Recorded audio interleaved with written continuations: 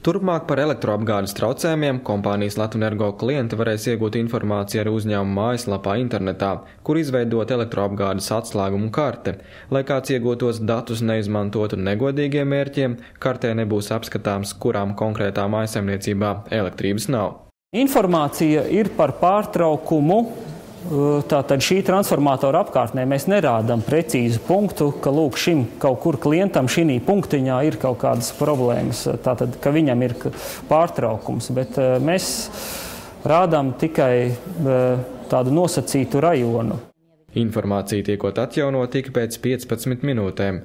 Internetā arī iespējams noskaidrot, kāds ir elektroapgādes traucējuma iemesls.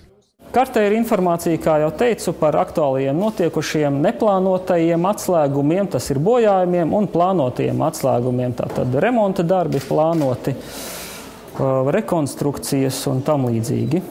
Informācija par plānotiem atslēgumiem parādīsies līdz ar to sākšanās brīdi un būs pieejami arī dati par atslēgumu beigām. Nākotnē kartē varētu iekļaut informāciju par neplānoto atslēgumu prognozēto novēršanas laiku. Latvenergo uzskata, jaunā karte noderēs plašsaziņas līdzekļiem, kā arī klientiem, piemēram, lai noskaidrotu, kāda ir situācija lauku mājās.